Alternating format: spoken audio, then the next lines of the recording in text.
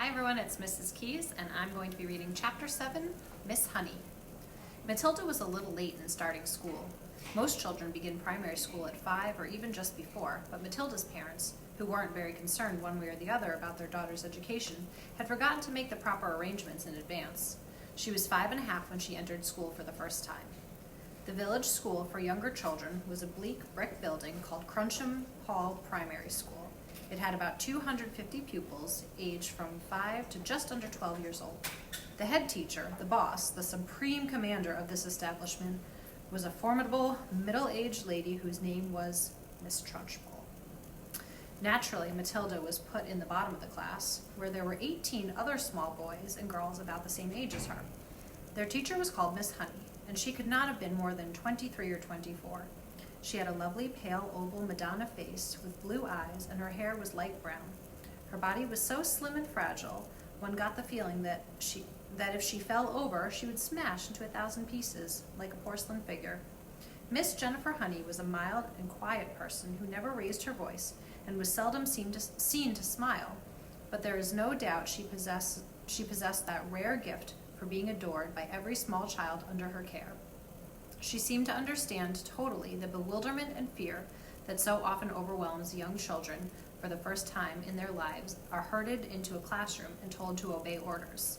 Some curious warmth that was almost tangible shone out of Miss Honey's face when she spoke to a confused and homesick newcomer to the class. Miss Trunchbull, the headmistress, was something else altogether. She was a gigantic holy terror. A fierce, tyrannical monster who frightened the life out of pupils and teachers alike. There was an aura of menace about her, even at a distance, and when she came up close, you could almost feel the dangerous heat radiating from her as from a red-hot rod of metal. When she marched, Miss Trunchbull never walked. She always marched like a stormtrooper, with long strides and arms swinging. When she marched along a corridor, you could actually hear her snorting as she went. As if a group of children happened to be in her path, she plowed right on through them like a tank, with small people bouncing off her left and right. Thank goodness we don't meet many people like her in this world, although they do exist, and all of us are likely to come across at least one of them in a lifetime. If you ever do, you should behave as you would if you met an enraged rhinoceros out in the bush. Climb up the nearest tree and stay there until it has gone away. This woman, in all her eccentricities and in her appearance, is almost impossible to describe, but I shall make some attempt to do so a little later on. Let us leave her for the moment and go back to Matilda and her first day in Miss Honey's class. After the usual business of going through all the names of the children, Miss Honey handed out a brand new exercise book to each pupil. "You have all brought your own pencils, I hope," she said. "Yes, Miss Honey," they chanted. "Good. Now this is the very first day of school for each of you. It is the beginning of at least 11 long years of schooling that all of you are going to have to go through, and 6 of those years will be spent right here at Cruncham Hall, where, as you know, your headmistress is Miss Trunchbull. Let me, for your own good, tell you something about Miss Trunchbull. She insists upon strict discipline throughout the school, and if you take my advice, you will do your very best to behave yourselves in her presence. Never argue with her, never answer back. Always do as she says.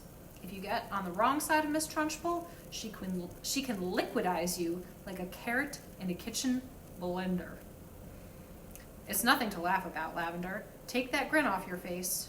All of you will be wise to remember that Miss Trunchbull deals very, very severely with anyone who gets out of line in this school. Have you got the message? "Yes, Miss Honey," chirped 18 eager little voices. "I myself," Miss Honey went on, "want to help you learn as much as possible while you're in this class. That's because I know it will make things easier for you later on. For example, by the end of this week, I shall expect every one of you to know your 2 times table by heart. And in a year's time, I hope you will know all of the multiplication tables up to 12. It will help you enormously if you do. Now then, do any of you happen to have learned the 2 times tables already?" Matilda put up her hand. She was the only one. Miss Honey looked carefully at the tiny girl with dark hair and a round, serious face sitting in the second row. "Wonderful," she said. "Please stand up and recite as much of it as you can." Matilda stood up and began to say the 2 times table. When she got to twice 12 is 24, she didn't stop. She went right on with twice 13 is 26, Twice 14 is 28. Twice 15 is 30. Twice 16 is... Stop, Miss Honey said. She had been listening, slightly spellbound to this smooth recital, and now she said, "How far can you go?" "How far?" Matilda said. "Well, I don't really know, Miss Honey. For quite a long way, I think." Miss Honey took a few moments to let this curious statement sink in. "You mean," she said, "that you could tell me what 2 times 28 is?" "Yes, Miss Honey." "What is it?" 56, Miss Honey." "What about something much harder, like 2 times 487? Could you tell me that?" "I think so, yes," Matilda said. "Are you sure?" "Why, yes, Miss Honey, I'm fairly sure." "What is it, then?" 2 times 487. 974, Matilda said immediately. She spoke quietly and politely, without any sign of showing off. Miss Honey gazed at Matilda with absolute amazement, but when she spoke, she kept her voice level. "That is really splendid," she said, "but of course multiplying by 2 is a lot easier than some of the bigger numbers. What about those other multiplication tables? Do you know any of those?" "I think so, Miss Honey, I think I do." "Which ones, Matilda? How far have you got?" I don't quite know," Matilda said. "I don't quite know what you mean." "What I mean is, do you, for instance, know the 3 times table?" "Yes, Miss Honey." "And the 4 times?" "Yes, Miss Honey." "Well, how many do you know, Matilda? Do you know all the way up to the 12 times table?" "Yes, Miss Honey." "What are 12 sevens?" 84, Matilda said. Miss Honey paused and leaned back in her chair, behind the plain table that stood in the middle of the floor in the front of the class. She was considerably shaken by this exchange, but took care not to show it. She had never come across a 5-year-old before, or indeed a 10-year-old who could multiply with such facility. "I hope the rest of you are listening to this," she said to the class. "Matilda is a very lucky girl. She has wonderful parents who already taught her to multiply lots of numbers. Was it your mother, Matilda, who taught you?" "No, Miss Honey, it wasn't." "You must have a great father, then. He must be a brilliant teacher." "No, Miss Honey," Matilda said quietly. "My father did not teach me." "You mean you taught yourself?" "I don't quite know," Matilda said truthfully. "It's just that I don't find it very difficult to multiply one number by another." Miss Honey took a deep breath and let it out slowly. She looked again at the small girl with the bright eyes standing behind her desk, so sensible and solemn. "You say you don't find it difficult to multiply one number by another," Miss Honey said. "Could you try and explain that a little bit?"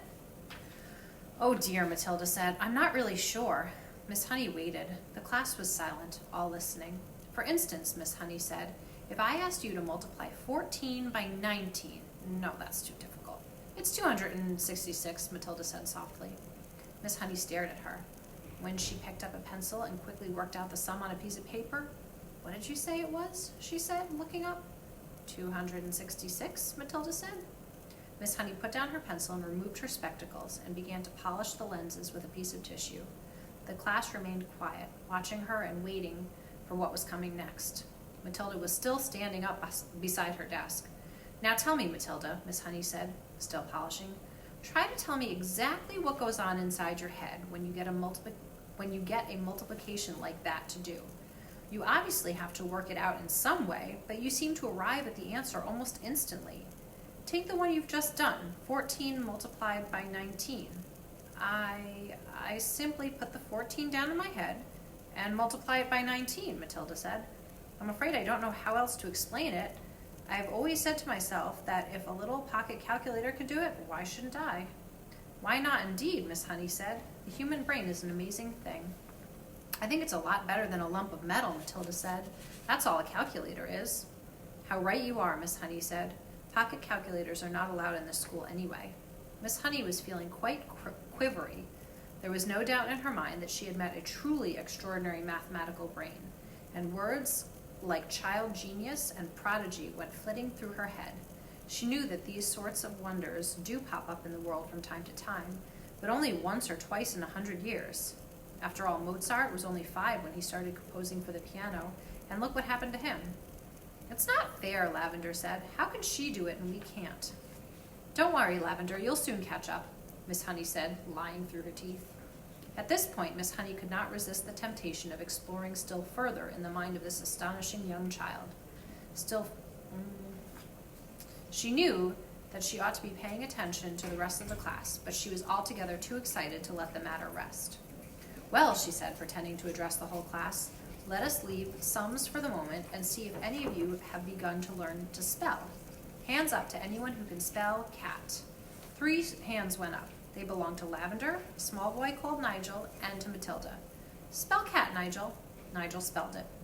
Miss Honey now decided to ask a question that normally she would not have dreamed of asking the class on its first day. I wonder, she said, whether any of you 3 who know how to spell cat have learned how to read a whole group of words when they are strung together in a sentence. I have, Nigel said. So have I, Lavender said. Miss Honey went to the blackboard and wrote with her white chalk the sentence, I have already begun to learn how to read long sentences. She had purposefully made it difficult, and she knew that there were precious few 5-year-olds around who would be able to manage it. Can you tell me what this says, Nigel? She asked. That's too hard, Nigel said. Lavender? The first word is I, Lavender said. Can you read the whole sentence, Miss Honey asked, waiting for the yes that she felt certain was going to come from Matilda. Yes, Matilda said. Go ahead, Miss Honey said. Matilda read the sentence without any hesitation at all. That really is very good indeed, Miss Honey said, making the understatement of her life. How much can you read, Matilda? I think I can read most things, Miss Honey, Matilda said, although I'm afraid I can't always understand the meanings. Miss Honey got to her feet and walked smartly out of the room, but she was back in 30 seconds carrying a thick book. She opened it at random and placed it on Matilda's desk. This is a book of humorous poetry, she said. See if you can read that one aloud. Smoothly, without pause, and at a nice speed, Matilda began to read. An epicure dining at Crewe found a rather large mouse in his stew. Cried the waiter, don't shout and wave it about, or the rest will be wanting one too. Several children saw the funny side of the rhyme and laughed. Miss Honey said, do you know what an epicure is, Matilda? It is someone who is dainty with his eating, Matilda said. That is correct, Miss Honey said. And do you happen to know what that particular type of poetry is called? It's called a limerick, Matilda said. That's a lovely one. It's so funny. It's a famous one, Miss Honey said, picking up the book and returning it to her table in front of the class. A witty limerick is very hard to write, she added. They look easy, but they most certainly are not. I know, Matilda said. I've tried quite a few times, but mine are never any good. You have you? Miss Honey said, more startled than ever. Well, Matilda, I would very much like to hear one of these limericks you say you have written. Could you try to remember one for us? Well, Matilda said, hesitating, I've actually been trying to make one up about you, Miss Honey, while we've been sitting here. About me, Miss Honey cried. Well, we've certainly got to hear that one, haven't we? I don't think I want to say it, Miss Honey. Please tell it, Miss Honey said. I promise I won't mind. I think you will, Miss Honey, because I have to use your first name to make things rhyme, and that's why I don't want to say it. How do you know my first name? Miss Honey asked. I heard another teacher calling you by it just before we came in, Matilda said. She called you Jenny. I insist upon hearing this limerick, Miss Honey said, smiling one of her rare smiles. Stand up and recite it. Reluctantly, Matilda stood up, and very slowly, very nervously, she recited her limerick. The thing we all ask about Jenny is surely there cannot be many young girls in this place with so lovely a face. The answer to that is not any. The whole of Miss Honey's pale and pleasant face blushed a brilliant scarlet. Then, once again, she smiled. It was a much broader one this time, a smile of pure pleasure. Why, thank you, Matilda, she said, still smiling. Although it is not true, it is really a very good limerick. Oh dear, I must try to remember that one. From the third row of desks, Lavender said, It's good, I like it. It's true as well, a small boy called Rupert said. Of course it's true, Nigel said.